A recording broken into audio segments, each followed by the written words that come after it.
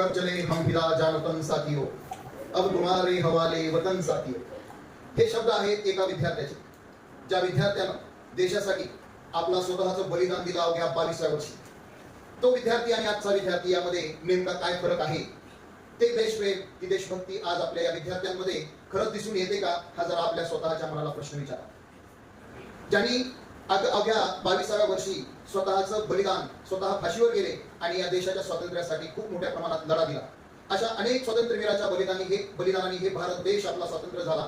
आणि स्वतंत्र झाल्याच्या नंतर डॉक्टर बाबासाहेब आंबेडकर यांच्या लेखणीतून आपल्या भारताला एक अभूतपूर्व असं संविधान या ठिकाणी मिळालं, ज्या संविधानाला आज 77 वर्ष पूर्ण झाली.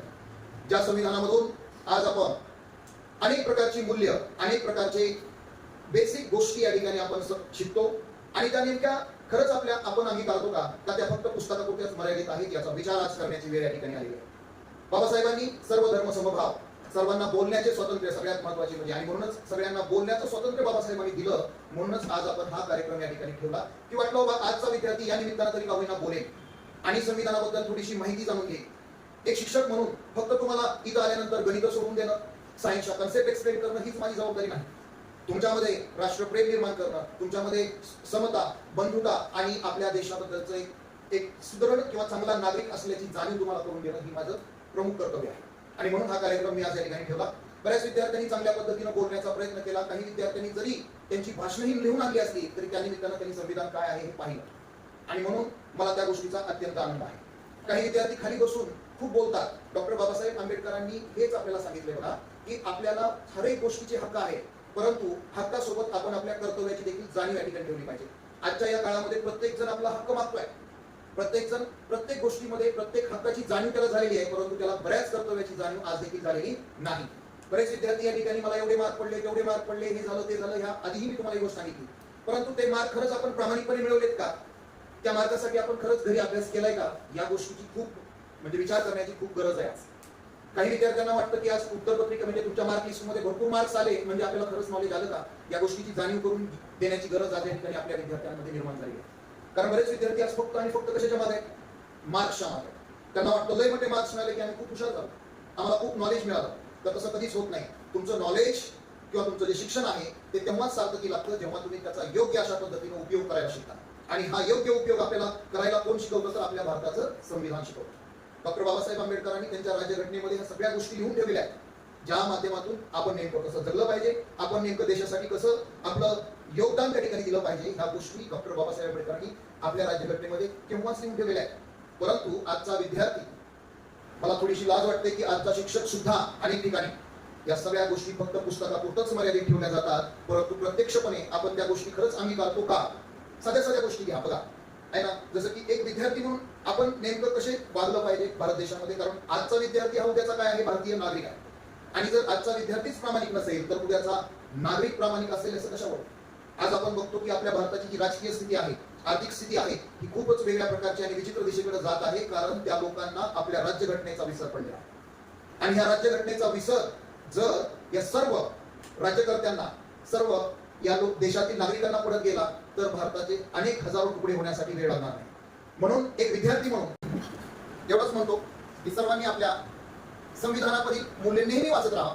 आपण बघा दररोज सकाळी शाळेमध्ये गेल्यानंतर सुद्धा आपण काय म्हणतो, प्रतिज्ञा म्हणतो. आणि प्रतिज्ञेमध्ये आपण विचार करा काय काय गोष्टी बोलतो, परंतु त्या गोष्टी आपण खरंच फॉलो करतो का, हा सगळ्यात महत्वाचा प्रश्न आहे. भारत माझा देश आहे, सारे भारतीय माझे बांधव आहेत, मी माझ्या गुरुजनांचा, वडीलधाऱ्यांचा सगळ्यांचा मान ठेवी, अशा प्रकारच्या प्रतिज्ञा आपण दररोज सकाळी घेतो. मात्र दिवसभरामध्ये ह्या गोष्टींचा वापर आपण खरंच करतो का, दॅट इज द क्वेश्चन.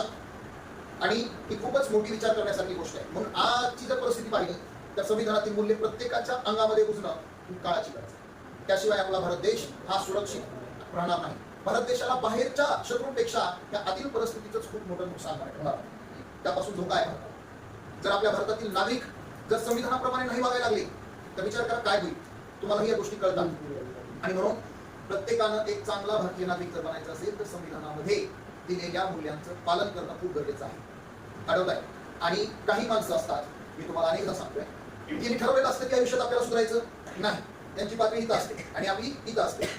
तर मग अशा लोकांपासून जनरली दूर राहा आणि कुणीतरी सुरुवात करा. बघा आजच आपण भाषणासाठी जर पहिल्यांदा नको नको म्हटलात, परंतु तुम्ही काही जण आलात, परंतु काही लोकांची आणखी ही मानसिकता कशी असते, निगेटिव्ह होत असते. कारण बघा, पुढे येऊन बोलतो कोण? ज्याच्या डोक्यामध्ये नॉलेज आहे, ज्याच्या डोक्यामध्ये विचार आहे, तोच विचार मांडेल ना. ज्याच्याकडे विचार नाही ती काही बोलणार येणार, काहीतरी बडबड करणार, काहीतरी निघून जाणार. म्हणजे विषय काय आहे, आपण आज या गोष्टीवर बोलायचंय. सगळ्यात महत्वाची गोष्ट ही संविधानामध्ये डॉक्टर बाबासाहेब आंबेडकरांनी, तुम्हाला माहिती आहे, पूर्वी जे खालच्या थरातील लोक होते त्यांना बोलू दिलं जात नव्हतं, त्यांचा आवाज बंद केला जात होता. आणि आज ही गोष्ट बाबासाहेब आंबेडकरांनी ओळखली आणि आज आपल्याला सगळ्यांना बोलण्याचा अधिकार दिला. आपण आपले विचार मुक्तपणे मांडू शकतो. परंतु आपण आता तुम्हाला खूप स्वातंत्र्य दिलेलं आहे आज, परंतु बरेच विद्यार्थी फक्त एकतर डोक्यात नॉलेज नसतं, नॉलेज असतं तर आपल्यामध्ये ती डेअरिंग नसते. आणि ही डेअरिंग आपण जर आज करण्यासाठी सुरुवात केली तर एक दिवस तुम्ही या देशामधील एकदम जबाबदार आणि एकदम म्हणजे प्रमुख व्यक्ती या ठिकाणी होऊ शकता, जो व्यक्ती समोर येऊन सगळ्यांना मार्गदर्शन करू शकतो. आज तुम्ही माझ्याकडे सगळेजण येतात, काय येतात? कारण मी आज तुम्हाला सगळ्यांना काय करू शकतो, शिकवू शकतो. तुम्हाला त्या गोष्टी तुमच्या डोक्यामध्ये जे प्रश्न आहेत त्याचे उत्तर मी देऊ शकतो, म्हणून तुम्ही येता. आता जर मला बोलताच येत नसतं तर तुम्ही आला असता नाही. म्हणून प्रत्येकानं बोलायला शिकलं पाहिजे, आपले विचार मांडले पाहिजे. बोलायचं म्हणजे काही बोलायचं नाहीये, एखाद्या विषयावर मुद्देसूदपणे कशा पद्धतीने आपण आपले विचार मांडता येतील याच्यावर विचार. हे सरावाचा भाग असतो. बस हा प्रॅक्टिसचा. एकदा जर तुम्हाला सवय लागली तर परत तुम्हाला अशी वेळ येईल की मला तू बस कर, बस खाली असं म्हणायची वेळ येऊ शकते. कारण एक विषय ज्यावेळेस आपण मांडत असतो, बघा भारतीय संविधान हा विषय काही लहान नाही. या विषयाची डेप्थ जर तुम्ही पाहिली तरी खूप मोठा विषय आहे. यावर आपला पूर्ण भारत देश चालतो. आणि एवढ्या मोठ्या विषयावर आपण दोन शब्द बोलू शकत जर नसू तर आपल्याला मी असं म्हणेन की भारतात सुद्धा राहण्याचा अधिकार आहे. अशाने भारत सोडून बाहेर गेला पाहिजे. कारण एवढी महान अशी आपल्या भारताची संस्कृती आहे, एवढं मोठं संविधान आहे आणि त्याच्यावर आपल्याला चार शब्द बोलता येऊ नये. खूप विचित्र आणि वाईट विचार करण्यासारखी गोष्ट आहे. म्हणून इथून पुढे जर समजा अशा प्रकारचे काही कार्यक्रम घेण्याचा योग आला तर त्या विषयांवर थोडी तयारी करून यायचं आणि हळूहळू हे जे कोण वहीमध्ये वाचून बोलतोय ते मनानं बोलायचं. याच्यानं आणखी आपल्या विचारांची दृढता वाढते, आपला कॉन्फिडन्स वाढतो. आहे ना, समोरून वाचून नुसतं जाणं याच्याने कॉन्फिडन्स वाढणार नाही. आणि बोलत असताना वेगळ्या प्रकारचे स्लोगन, त्याच्यामधील चढ उतार या गोष्टींवर सुद्धा विचार करायचा आहे. आपले विद्यार्थी बोलके झाले ना, बघा तुमच्या अभ्यासातील सुद्धा 99% प्रश्न मला सुटायला सुरू होतात. आपले प्रश्न, आपल्याला अडचणी, आपले प्रश्न सुटतच नाहीत कारण आपण बोलतच नाही. जे काही आपल्या डोक्यामध्ये चाललेलं आहे ते आपण काय केलं पाहिजे, व्यक्त झालं पाहिजे, बोललं पाहिजे. चला रे अरे असं करायला मग ते इकडून पुढे करणार. तुमचा स्वतःचा इंटरेस्ट असला पाहिजे, वेगळ्या भाषांमध्ये भाषण करता आली पाहिजे. आपली जरी मातृभाषा मराठी असली तरी आपल्याला हिंदी, इंग्रजी या भाषांवर सुद्धा आपलं प्रभुत्व कमांड असलं पाहिजे. तर उद्या ज्यावेळेस तुम्ही बाहेर पडाल त्यावेळेस तुम्हाला फक्त आणि फक्त मराठीवरच घेऊन बोलायचं नाहीये, तुम्हाला सगळ्याच भाषा बोलता येणं गरजेचं आहे. आणि त्यामध्ये इंग्रजी ही सगळ्यात प्रमुख भाषा असेल. येणारा काळ हा आर्टिफिशियल इंटेलिजन्सचा काळ आहे, जिथं माणसाला सगळ्याच पद्धतीचं नॉलेज असणं गरजेचं आहे. ज्याला नाही तो काळाच्या ओघामध्ये मागं पडेल आणि ज्याच्याकडे सगळ्याच नॉलेजवर, सगळ्याच पायऱ्यांवर टिकण्याची ज्याच्या क्षमता आहे तोच पुढे. म्हणून आज या प्रजासत्ताक दिनानिमित्त या काही बेसिक मूलभूत गोष्टी तुम्ही लक्षात ठेवायच्या आहेत. सेल्फ कॉन्फिडन्स असला पाहिजे. कॉन्फिडन्स म्हणतोय मी, ओव्हर कॉन्फिडन्स नाही. येते लक्षात. एखादं काम आपण असं म्हटलं पाहिजे की हे काम मी करू शकतो, हे काम मी करू शकतो. हे काय आहे, आपला कॉन्फिडन्स आहे, आपला विश्वास आहे, आत्मविश्वास आहे. परंतु तुम्ही जर असं हे काम फक्त आणि फक्त मीच करू शकतो, हा तुमचा ओव्हर कॉन्फिडन्स आहे. लक्षात. खूप थोडा फरक आहे त्याच्यामध्ये. फक्त आणि फक्त मीच करू शकतो असं म्हणणारा व्यक्ती कसा असतो, ओव्हर कॉन्फिडंट असतो. म्हणून आपण कॉन्फिडंट असलं पाहिजे, ओव्हर कॉन्फिडंट नसलं पाहिजे. प्रत्येक कामामध्ये आपल्याला काम करण्याची एक जिद्द असली पाहिजे, चिकाटी असली पाहिजे. आपण देशाच्या, भारत देशाचे नागरिक आहोत या गोष्टीची आपल्याला जाणीव असली पाहिजे. मी भारत या देशामध्ये विद्यार्थी म्हणून जगत आहे याची जाणीव जर तुम्हाला असेल तर तुम्ही भारतीय संविधान कधी विसरणार नाही आणि त्याच्यामधून नक्कीच आणि नक्कीच तुमची प्रगती होईल. तुम्ही कॉपी करायचं बंद करा, तुम्ही घरी अभ्यास स्मरण करण्याचा प्रयत्न करा, स्वतःचे विचार मांडण्याचे प्रयत्न करा. अनेक गोष्टी तुम्ही एक विद्यार्थी म्हणून खूप मोठ्या प्रमाणे करू शकता आणि या जर तुम्ही फॉलो केल्या तर बघा एक दिवस तुम्ही या भारताचे खरंच चांगले नागरिक या ठिकाणी करू शकता. म्हणून तुम्ही सगळ्यांनी या पद्धतीनं काम करा आणि आपल्या भारताचं नाव लौकिक करा.